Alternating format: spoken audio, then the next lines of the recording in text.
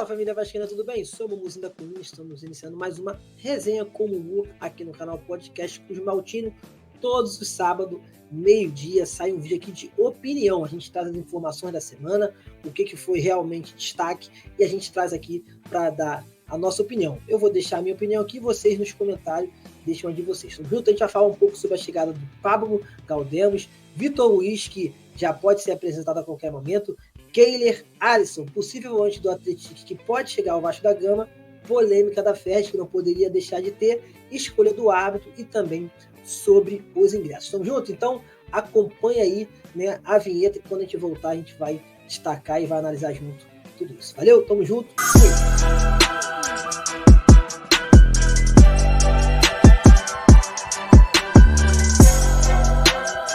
Então, rapaziada, de cara aqui, quero dizer uma coisa. Você assiste do nosso canal, não conhece a nossa programação aqui do Podcast Cruz Maltino? Lembrando, 6h15 da manhã, pintou informação para você já amanhecer sabendo de tudo que acontece com o Vasco da Gama. Meio-dia, almoça Vasco, tá aquele horário de almoço maroto. Quer saber do Vascão? 2 horas de live aqui para você saber tudo que está acontecendo no Vasco da Gama. Mais tarde, naquele happy hour e tranquilão, às 6 horas da noite, tem a nossa live raiz. E lembrando que aos sábados tem esse vídeo aqui de opinião, que a gente traz alguns assuntos que aconteceram durante a semana. Eu trago a minha opinião e vocês, claro, deixem aqui nos comentários, que é de suma importância. Todos os comentários que tiverem aqui, eu vou lá, vou responder, né? E a gente vai estar junto dando a nossa opinião. Valeu, rapaziada? Então, vamos falar aqui de cara da chegada, né, do Pablo Galdemas. Está aí, né? Ele chegou ao Rio de Janeiro, já está em solo brasileiro. Lembrando que o jogador chegou aí, né, com a sua cadelinha, e eu não pude deixar, né, de trazer, querendo ou não, esse post aqui do podcast com o meu time, que botou assim: mais vale um cachorro fiel do que uma namorada que te dá um pé na bunda. Para quem é bom entendedor, igual tá ali, já vai entender o que a gente está falando. Que foi hoje, né, ontem, na verdade, um dos temas da chegada, de certa forma, do Galdemas, foi que ele trouxe a sua cadelinha Moca, tá com ele aqui, que vem da Itália juntamente. E assim, né, claro que a internet não para, o vascaíno gosta de zoar bastante. Estamos zoando um outro atleta, um outro ativo do Vasco, que todos sabem qual é. Mas eu quero falar aqui sobre a chegada, né, do jogador, cara. Assim, é um jogador, para mim, que vai chegar para agregar muito ao Vasco ou não? Eu queria que você deixasse aqui embaixo a opinião de vocês. Para mim, é um jogador que vai chegar para agregar. Não é o supra-sumo, não é o cara que a gente queria para a volância do Vasco, mas sim, eu acho que com a experiência dele de ter jogado na Europa, né, eu acho que ele vai conseguir agregar um pouco aqui dentro do futebol brasileiro e, sendo assim, ajudando o Vasco da Gama. Queria saber de vocês o que vocês acham. É um jogador, de certa forma, que, no entendimento de vocês, vai ajudar ou não vai ajudar? Eu já trouxe números dele aqui em outro vídeo do Resenha do Mumu, não vou trazer números agora, só estou contextualizando, sim, que já chegou, já fez exames, houve até uma polêmica em relação que se ele estava, né, com um incômodo na coxa, não, mas já foi resolvido, não tem incômodo na coxa nenhum. E aí eu queria saber de vocês, vai ajudar? É bom ou não é? É aquele tipo de papo, é reforço ou é refúgio? Deixa aqui nos comentários para a gente poder entender um pouco melhor o que você acha em relação ao jogador. Tamo junto? Agora a gente vai falar um pouquinho aqui em relação a Keiler e também Vitor Luiz, né? Tá aqui, ó, reforço do Vasco da Gama, Keiler e Vitor Luiz já treinam com o elenco Cruz Maltino.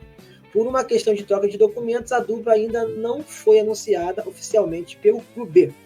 Tá aqui a fonte Tatiaia e o nosso amigo Wagner tá aqui do Luiz Almirante, tá tweetando essa informação. Queria saber de vocês o seguinte, né? Só para contextualizar aqui, o Vitor Luiz, ontem, né, o Curitiba já colocou ali que ele a rescisão de contrato dele, então a qualquer momento, até quando esse vídeo estiver passando, possa ser que ele já tenha saído no bid ou vai sair no bid, então vocês fiquem de olho aí que isso pode acontecer de ele estar no bid para poder já estar liberado aí para os próximos jogos, mas a gente sabe muito bem que ele é reserva do Piton, o Piton vai ser esse titular no clássico, que a gente vai falar muito aqui daqui a pouco, contra o Flamengo, e ele pode sim ser utilizado de certa forma aí durante a temporada. Eu queria saber de vocês, foi uma boa contratação o Vitor Luiz ou não foi? Eu vou deixar minha opinião aqui, eu acho que para ser um reserva, ok, né? Eu acho que é um cara que vai conseguir cobrir bem ali os espaços quando o Piton deixar de jogar, porque é bom a gente ressaltar que o Piton, juntamente com o Léo Jardim, foi o jogador que mais jogou na temporada 2023. Então, assim, poucas vezes você vê alguém jogando no lugar do Piton. Até porque não tinha anteriormente, a gente só tinha o Jefferson que não entrou em campo, mas eu acho que o Vitor Luiz, mesmo a torcida meio desconfiada, o Vitor Luiz, um jogador que, poxa, já rodou bastante, mas é um cara que é multicampeão, ganhou vários títulos com o Palmeiras.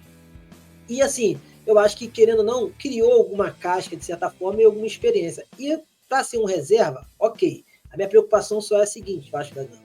Se no meio do ano o Piton for vendido, não tem condições de continuar até o fim da temporada com ele como titular, no caso aí o Vitor Luiz. Queria saber a sua opinião, deixa aqui embaixo para a gente entender um pouco melhor. Na minha opinião, é um bom reforço para ser reserva. Não é o cara que vai ser o titular algum dia do Vasco da Gama. Se o Vasco está optando em trazer ele para no meio do ano, possivelmente o Piton sair, aí para mim a contratação está errada. Agora, pensando em manter o Piton para o ano inteiro e ele ser o reserva, eu acho que é um nome bem considerável. E a gente também vai falar um pouquinho aqui sobre o Kehler, né? O Kehler que teve aquela polêmica do ano passado, né? Que o canal Atenção Vascaína trouxe a informação que o Vasco tinha interesse nele, aí depois criaram uma polêmica que ele era empresariado de uma pessoa lá, outra aqui, mas o Kehler tá aí, chegou no Vasco por empréstimo e lá atrás ele ia chegar por um valor bem, no meu entendimento, absurdo, né? Na época era cortado cerca de 10 milhões de reais para contratar o Kehler, eu achava esse dinheiro um absurdo para um goleiro, lembrando que o Alisson saiu do próprio Internacional para fora neste valor, eu achava inconcebível o Vasco pagar, né, um valor desse tamanho por um jogador, até então não aconteceu, graças a Deus, mas agora ele está indo no Vasco da Gama por empréstimo até o fim da temporada, né? O Internacional está emprestando ele, não estava dando muito certo lá, teve um probleminha lá de disciplina, segundo as informações, mas chega ao Vasco da Gama e a gente espera que ele possa, aí, de certa forma, fazer, entre aspas, a sombra do Léo Jardim. Lembrando que o Léo Jardim também é a mesma concepção do caso do Piton. É um cara que jogou quase todos os jogos, não deu brecha o Ivan, que era um excelente goleiro, que era o nosso reserva, que hoje em dia está lá no Internacional, para você ver como é que são as coisas. O Ivan estava aqui, foi para o Inter, e o Kehler que estava no Inter veio para o Vasco. Então, assim, eu quero saber de vocês, o que vocês acham sobre essas duas contratações? Em relação ao Vitor Luiz, eu acho que para ser reserva, ok. Já o Kehler, cara, o Kehler vai ter que se provar bastante, né? O Kehler até conseguiu performar bem ali no Internacional durante um período, depois caiu muito de produção, aí o John chegou no Internacional, assumiu a titularidade, ele acabou ficando fora. Logo após chegou o Rocher, que é um goleiraço, que é o titular, cara, de certa forma lá no Inter, não vai dar espaço para ninguém, e aí, querendo ou não, ele acabou perdendo espaço e acabou sendo negociado aqui com o nosso Vascão da Gama. Então, deixa aqui a sua opinião também em relação ao Kehler, para mim poder entender um pouco o que você aí do outro lado acha sobre essas duas contratações. Kehler, o goleiro, para ser reserva também, e de certa forma o Vitor Luiz, que eu acho que é um bom reserva nesse caso aí para o nosso Vascão da Gama. Tamo junto? Como eu disse para vocês, a gente vai falar um pouquinho sobre esse jogador, um volante chamado o Alisson do Atletic, né? Tá aqui, ó, podcast que o Maltino trouxe a informação, retweetou, né, na verdade, que o Vasco está interessado no volante Alisson do Atletic. Eu vou comentar com vocês um pouco do que eu vi desse jogador, tá? Eu me lembro dele no Cruzeiro jogando.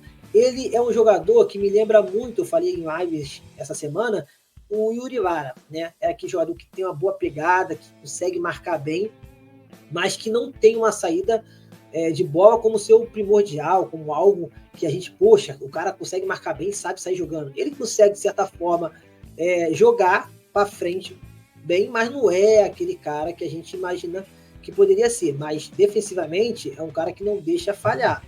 Acontece que é um cara que vai em cima, que chega duro, que marca bem, que tem uma força física muito boa, corre bastante, se movimenta.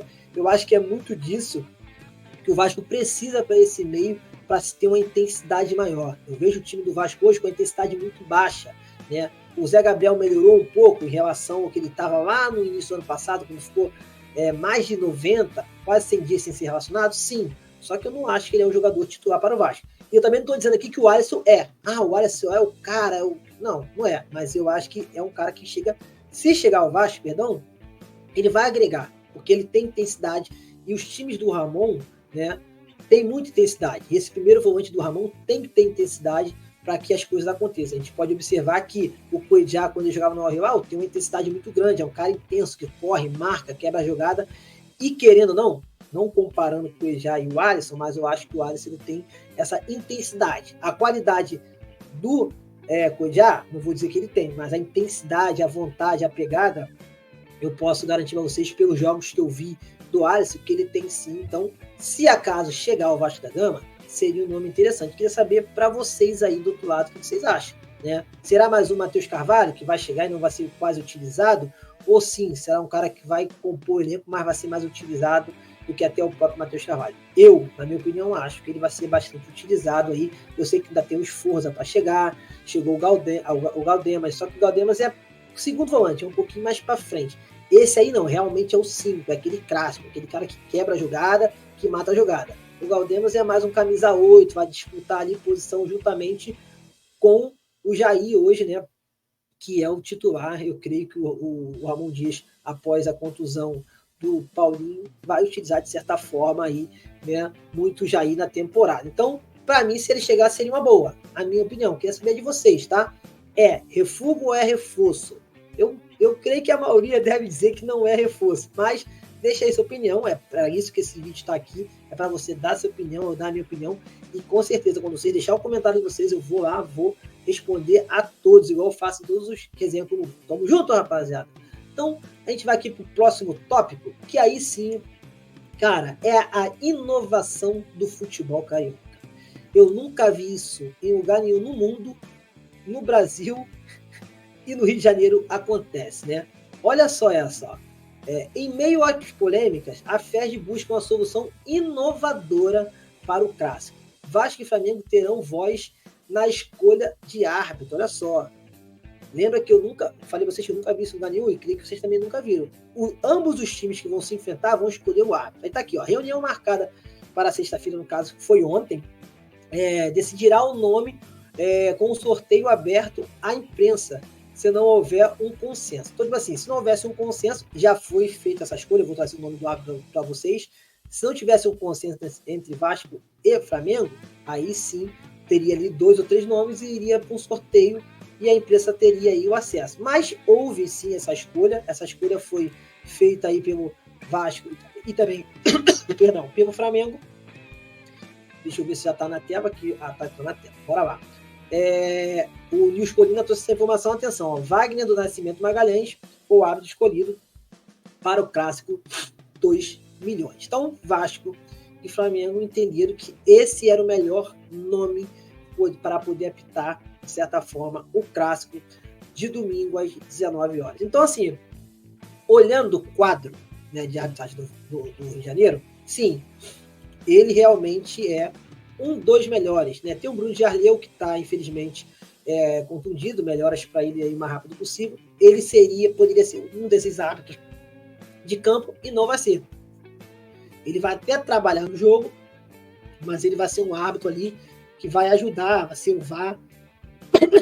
Então, assim, querendo ou não, eu acho que o Bruno Jardim seria um pouco até melhor do que o próprio Wagner Nascimento. Mas, infelizmente, a gente teve essa notícia, o Wagner Nascimento vai ser o árbitro. Eu espero, sincero, que ele não possa ser o protagonista do jogo. Que sim, que seja um clássico importante, onde os times vão duelar bastante, mas que a gente não veja ele tomando frente, né, do clássico por tomar decisões erradas, equivocadas, lembrando que sim, vai ter VAR, a gente vai ter aí o suporte do VAR, mas a gente sabe que mesmo com o VAR, a arbitragem brasileira, ainda mais carioca, erra bastante, entendeu? E aí eu queria saber de vocês, acharam legal ou não acharam legal? Cara, eu achei bizarro, minha opinião, eu achei bizarro essa situação em relação, cara, aos clubes escolherem o seu árbitro. É meio que a FERJ, ó, tô tirando a minha responsabilidade, vocês escolhem, tá bom? E aí fica naquela situação, você escolheu, legal, se deu problema, foi o consenso de vocês dois escolher o árbitro Wagner Nascimento, tipo, tirando o corpo da reta. Legal que a FERJ está fazendo, eu acho que isso aí para mim foi o mais bizarro que eu vi até agora, lembrando que a temporada só está começando, hoje é dia 3/2, então a temporada só está apenas começando e eu já estou vendo algo bizarro em relação à arbitragem no Brasil e especificamente aqui no Rio de Janeiro. Então, deixa a opinião de vocês. Achou legal o que a FERJ fez ou não? Tá tirando o corpo fora mesmo e, de certa forma, querendo ou não, né, tá querendo que, se acontecer algo, os clubes que assumem a sua responsabilidade. Deixa aqui nos comentários para a gente poder entender o que você acha em relação a isso. E sobre o clássico, né, é bom falar que os ingressos aí, né, o Nilson Almirante já trouxe cedo falando sobre isso. Isso aí saiu mais ou menos umas 10 horas da manhã de ontem, e eu vou trazer aqui atualizações em relação aos ingressos. Tá aí, ó, Caldeirão, mais de 50 mil ingressos foram emitidos para o Clássico dos Milhões de domingo no Maracanã. Tá aí, né, foto do Thiago, tá aqui a foto linda da torcida do Vasco da Gama. E assim, já foram emitidos mais de 50 mil, e agora, quando eu tava gravando um vídeo um pouquinho, eu fui lá, né, para poder, no meu sócio torcedor, ver como é que tava ali a disposição, o que faltava para ser vendido. E aí eu vou trazer para vocês aqui, tá na tela aí, tá vendo? Ó? Tem ainda o lado leste, superior e inferior, e o lado oeste tem só o inferior, o superior já está esgotado, setor sul do Vasco esgotado, setor norte, né, do Flamengo também esgotado. Então falta aí poucos ingressos mesmo para poder, de certa forma, esgotar a carga e os torcedores, né, poder estar aí, de certa forma, vendo esse grande clássico. Espero sim que o Vasco possa, de certa forma, performar bem. Vamos falar aqui um pouquinho em relação ao jogo, né? O retrospecto do Vasco é muito ruim nos últimos anos com o time da Gávea, a gente sabe disso. O Vasco teve vários times muito enfraquecidos e eles cada vez crescendo mais financeiramente, ganhando seus títulos, então fortalecendo seu elenco. E o Vasco, infelizmente, vem passando por um processo de recuperação, posso dizer assim, de reestruturação de muitos anos, né? E a gente acabou aí, né? Eles acabaram abrindo, na verdade, uma vantagem muito grande em cima da gente. Nos últimos 10 jogos, eles têm 8 vitórias. Então, assim, é um retrospecto muito maior para eles, né? Nesse período. Lembrando que no período de 15, 16, 17, era o contrário. A gente tinha um retrospecto positivo para o nosso lado, de muito mais vitórias do que ele. E agora meio que mudou um pouco, né, essa ficha e eles estão com um retrospecto maior. Mas o que eu vejo da partida? Cara, eu acho que o Vasco, primeiramente, tem que congestionar o meio-campo, porque é onde acontece a vida deles ali, com a Arrascaeta, agora com o De La Cruz, que pode ser que seja titular nessa partida.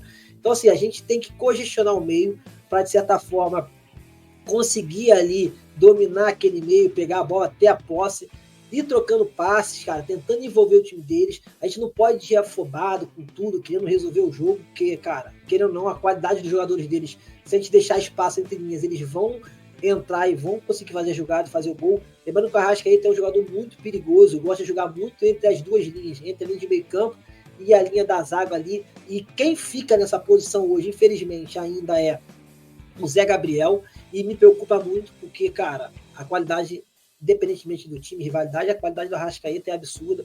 Então, assim, eu me lembro que num jogo que teve o Barros, não, rapaz, como é o nome daquele do garoto? Esqueci agora o nome daquele menino que jogava pelo Vasco, foi emprestado até pro Avaí.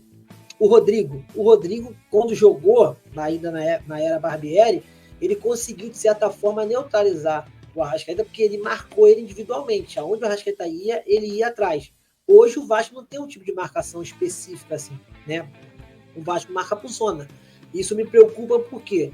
Porque é nessa marcação de zona onde o Arrascaeta gosta de se fazer entre as duas linhas. Então, o Vasco tem que compactar bem, tentar sair em conjunto. Eu acho que um 4-3-3 para o Vasco nesse jogo seria um esquema tático muito ruim, porque falta peça. Né? O David pela esquerda é inconcebível, na minha opinião. O David pela esquerda não dá. A gente não vai ter o Adson pela direita, porque ele não vai ser opção para essa partida. Então, de certa forma, para mim, seria melhor jogar num 3-5-2 ou num 3-4-3. Aí depende de como seria essa concepção do Vasco ali nesse meio campo. Mas um 3-5-2 seria interessante. Você congestiona o meio campo, o Pitão pela esquerda, pelo lado direito você bota o Paulo Henrique, que tem uma correria para poder ajudar na marcação. E lá na frente, cara, eu deixaria no ataque, né, o Verret e também o Ryan, que para mim seria interessante. E aí o Paê ali no meio, cara. Então eu acho que o time do meio para frente, a gente poderia aí ter o Zé Gabriel, que é a única opção que a gente tem para volância. A gente vai ter o Jair e vai ter que botar aí o Paê pelo meio, que eu acho que é onde, da mesma forma que a gente tem um entendimento que o Arrascaeta joga entre linhas e consegue pifar bem a bola, no meu entendimento, o Paê, quando joga pelo meio, cara, A gente viu aí, o cara pifa a bola, bota a bola onde quer, bota o jogador de cara pro gol, faz gol, cara, traz muito perigo ao time adversário. Então, para mim, o País jogando pelo meio nesse jogo de amanhã, cara, será interessante. Infelizmente, eu não vou poder ver o jogo, né? Infelizmente, assim, pelo não ver o jogo, mas felizmente que eu vou estar na casa do Senhor, adorando a Deus, eu vou estar lá. Então, assim, não vai dar para me ver essa partida, mas creio que eu vou naquela correria firme para poder voltar e sim conseguir ver de certa forma aí, né, o jogo, fazer a domingueira com a rapaziada. Espero que com a vitória do nosso Vascão, eu acho que é muito difícil, a gente tem que trazer a realidade para vocês.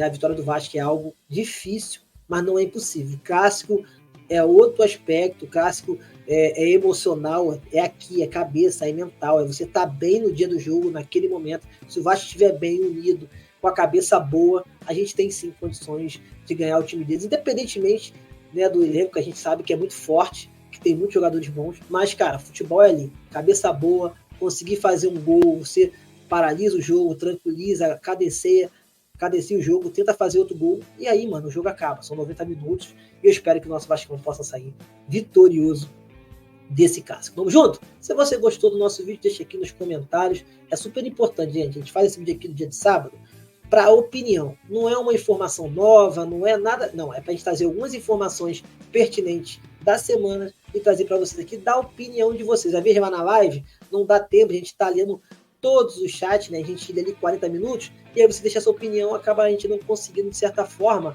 te atender. Mas aqui não. Aqui, se você colocar nos comentários a sua opinião, eu vou estar aqui para responder todas. Vai ter 1000 aqui, eu vou responder as 1000.